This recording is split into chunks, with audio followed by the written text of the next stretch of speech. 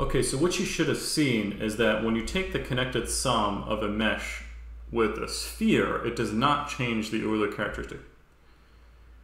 And it actually doesn't matter how many spheres I add. I can add as many as I want. That will never change the Euler characteristic. So the intuition is, if I was unfortunate enough to get some disease where I had swollen lymph nodes and they looked like golf balls coming out of my neck, that's like the same as if I imagined taking two spheres and gluing them there. That wouldn't change the number of handles I have. It would certainly change my geometry, but it would not change the topology. So that's the intuition there.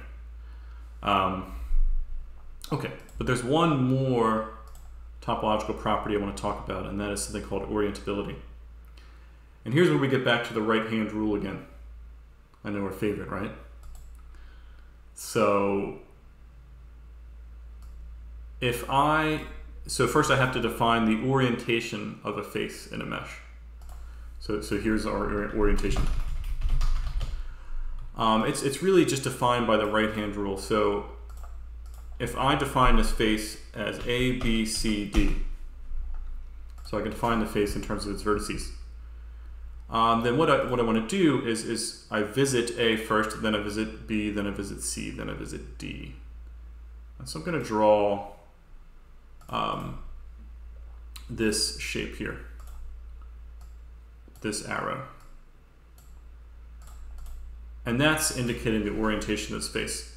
So if I take my right hand and I curl it in accordance with that direction, then that gives me a normal. So in this case, the normal is pointing up.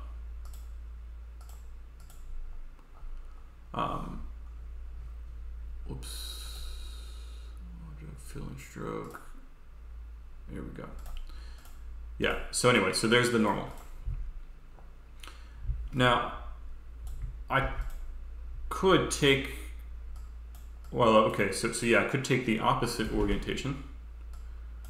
So if instead I said, let me define this as A, D, C, B. Then let me draw how I'm walking through here. So I start at A, go D, C, B.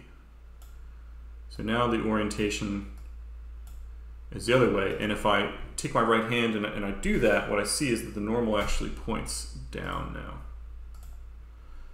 So if the whole point of this is if I just give you a face, I don't really know what's up or down. But as soon as I specify an orientation, I can tell you where the normal should point. And so we follow this convention. This is the counterclockwise convention, or the right-hand rule. So if I want up to be out of the page here, then I have to go in a counterclockwise order when I draw this on a flat sheet. So that's A, B, C, D. If I go in a clockwise order, A, D, C, B, then the normal points the other way. And just to show you, there's actually a number of ways I can define the same orientation. I could also, they're the same up to a cyclic order. So I could also define this as B, C, D, A, C, D, A, B, and D, A, B, C. So those are all the same. So these are just cyclic permutations here. Same thing here. I can say A, D, C, B, but I can also say D, C, B, A, C, B, A, D, or B, A, D, C. So there are 8 cyclic permutations of this quadrilateral here, and they split into 2 groups for 2 ways that I can orient the shape. So that's what an orientation is. Okay. So, but let's think about a mesh that has more than just one face. So let's think about consistent orientation of a manifold mesh. So if I, for example, have, let's just say I have 2 triangles to make it simple. So if I have this triangle and they're connected by an edge, and let me label the vertices. So here's A, B, C, and I'll call that one D. So I want to have this mesh be consistently oriented. What I mean by that is if this is up here,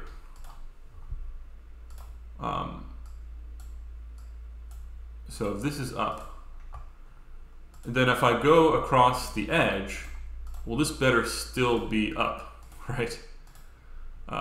You know, maybe I fold it a little bit, but I shouldn't suddenly say, you know, it seems like it'd be wrong to say that if I'm up here, then I'm down here.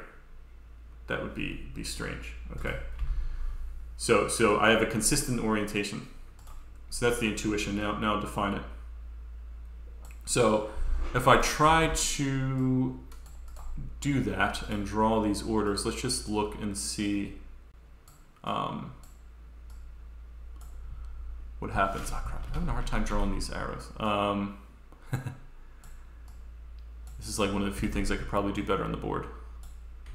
But my handwriting normally stinks, so don't worry too much about that. Okay.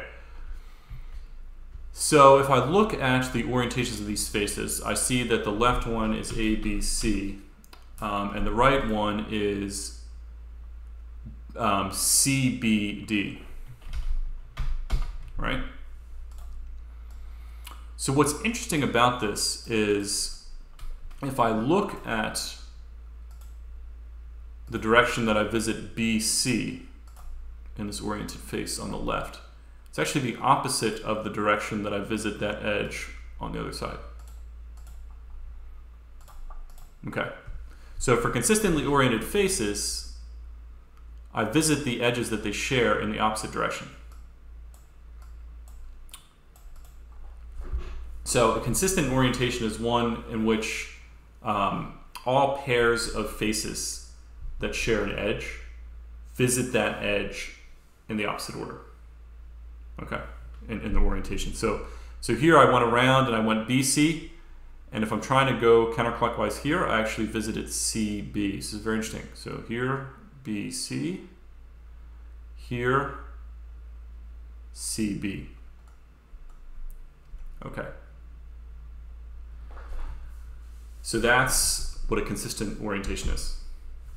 Now it's possible, based on the way that the triangles came in and were loaded in, that the mesh does not start off with the consistent orientation. So it may be the case that I specified, and we'll talk more about the data structures in class, but it may be the case that I specified my triangle as you know, maybe BCD instead.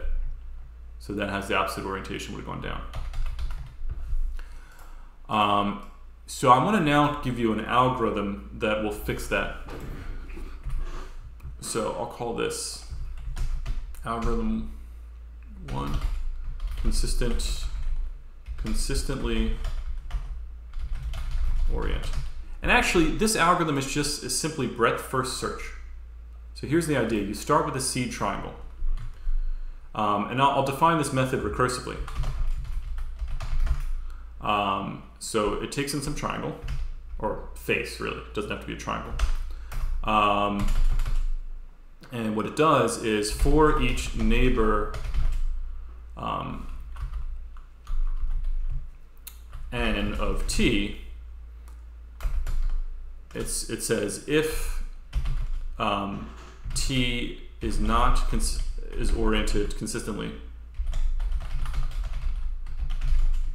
with respect to n, then flip t. And actually flipping the orientation is as simple as going backwards with the vertex order. So CBD gives me this, but if I said DBC, then that's a backward orientation. So that's a simple way to flip the orientation.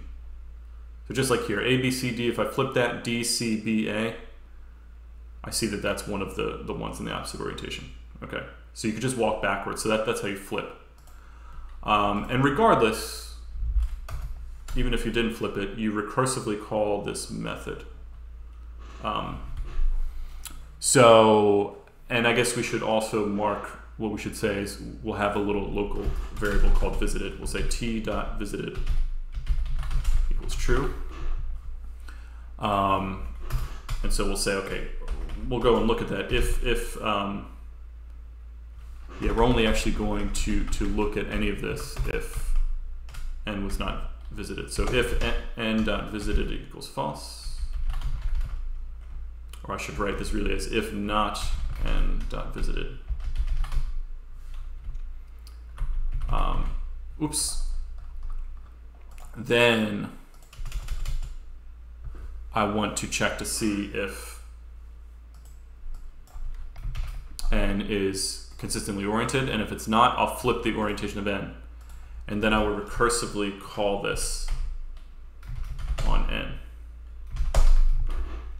Okay, so this is actually just breadth first search, if you've ever seen that.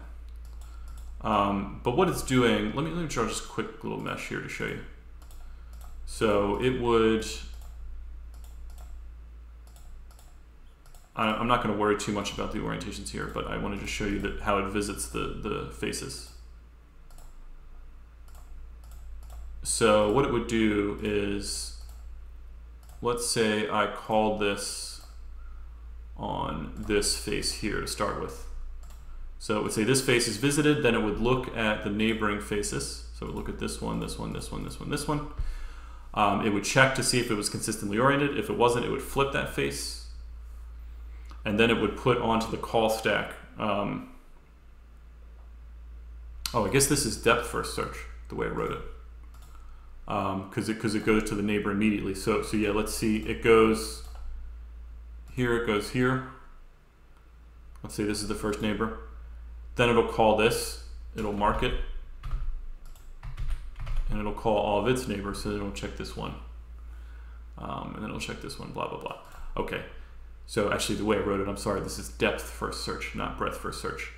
But you see what it's doing. It's starting with the seed face. So I call this on some seed, so any face in the mesh will do. I look at each neighbor, I see if I haven't considered that neighbor yet, let me check to see if it's consistently oriented. If not, I'll flip it, and regardless, I will continue from that neighbor. So it's kind of like propagating out these orientation changes. So one thing I did was in this, yeah, we can do this on my head. I did something where, yeah, if I randomly, let's say I'm kind of wrong about the orientations of the faces. So it comes in like this, and the faces are randomly oriented. So you see the issue with lighting. If I don't have a consistent orientation, then it's going to think that a bunch of these faces are back faces, and it looks really bad. So I need to fix this. So let's say that I chose this triangle as a seed triangle. Then I would say, okay, are its neighbors consistently oriented? If not, flip them, and then it would keep going, and eventually everything would agree with the orientation of this triangle. So I've already implemented this algorithm. It's something I could ask you to do on the assignment, but I've decided to do it. So when I click consistently orient, then I get this. Actually, something interesting happened there. Let me try this again. So I say consistently orient. Okay, so there we go. That fixed it. Let's randomly orient each face again. Okay, now it looks like it went black, but actually what happened was the seed triangle that I chose happened to be facing backwards. So it came up with a consistent orientation with respect to the seed triangle. But there's one of two possible ways of describing an orientation. And here I accidentally chose the back faces to be on the inside. So if I then just flip the orientation of every face, I get it back. Okay, so that's the algorithm to consistently oriented things. So what I can now define is some orientability of a manifold mesh. And it's a pretty simple definition. It just says an orientable mesh is one where it is possible to consistently orient. So that if you run this algorithm, you will have a consistent orientation everywhere. So what is an example of something that doesn't do that? Because it might be a little bit hard to picture right off the bat. So the easiest example to think about is something called the Mobius strip. So you probably heard of this before, but just to show you, it's what you get when you take a sheet of paper and you're about to make a cylinder out of it. But before you do that, you actually flip one of the sides there and then flip. The Mobius strip has some very interesting properties, and one of them is that it kind of only has one side. Actually, it's a one-sided thing. If I say that this is the top and I trace it around, eventually it'll come back and it'll be the bottom. so there's not really one side. Yeah, if you keep crawling around this thing, when you thought you were on the top here, but you end up on the bottom as soon as you crawl around once. Okay. Very interesting shape topologically. Let's come up with a triangulation so we can see what happens when we try to orient. So what I'm going to do is, yeah, I will make something that is triangulated. I'll do kind of a bit like what I did with the torus a moment ago, but I'll keep it a little bit simpler. So I'm going to make a strip. I will triangulate it so it'll consist of 6 triangles. And what I'm going to do is, let me get all the vertices here. So I'm not going to glue the top to the bottom. I'm going to keep it as a strip, but I'm going to glue this side to this side with a twist. So if I say that this is V1 and this is V2, then what I'm saying is, okay, I'm going to glue this over here. So this should be V2 and V1. So that's how I make the twist. Okay. So I'm not going to worry about the edges. I'm really just going to worry about the faces here. So let me see if I can try to come up with a consistent orientation. So let's do the counterclockwise. So I'll make this come out here. Actually, this is going to be kind of annoying. Let me give these letters instead.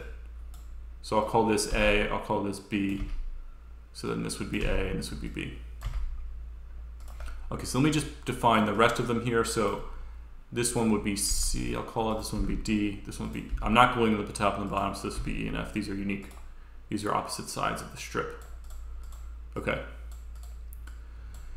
So if I try to say, okay, let me come up with the counterclockwise orientation for this face, that would be A, B, E, Abe, honest Abe, or honestly got this counterclockwise orientation. Just came up with that by accident. Okay.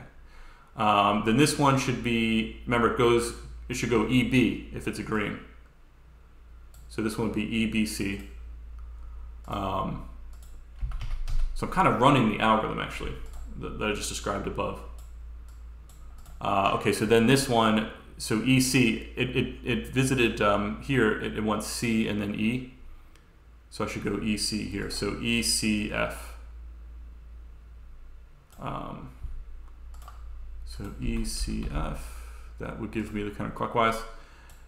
Then this one visited CF, this one should go FC, so this one would be FCD. And then this one would be, this one went FD, or sorry, this one went DF. So FCD, FCD, that would be the loop there. FCD. So the other one's going to have to go FD. So that would be FDB.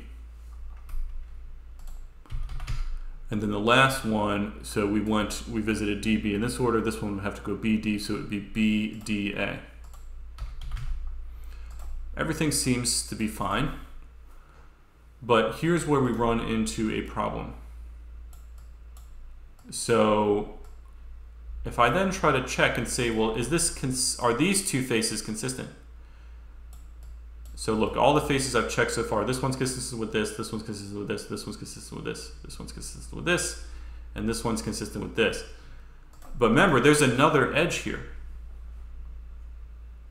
So I have to check to see, is this edge, AB, consistently oriented on either side? So here I go, yeah, let me rewrite this just so it's a little clearer. BDA can be rewritten as a DAB, right? Same orientation there, DAB. Over here, it was ABE. But remember, I said if they're consistently oriented, they better visit this edge in the opposite order, right? So we've run into a contradiction here. It's not possible to come up with a consistent orientation on Mobius strip. So that's kind of phrasing what I said a moment ago. It's one-sided. I can't, if I think that this is going up, then I find that it's actually going down, and vice versa. So yeah, the problem was I visited AB in this order, but I also visited AB in this order over here because of the twist. So I violated my consistently oriented condition here. All right, so I'm just going to have one quick exercise, just a sanity check to make sure that you're following. And then on Friday, we will talk about a fancy data structure. Okay, see you then.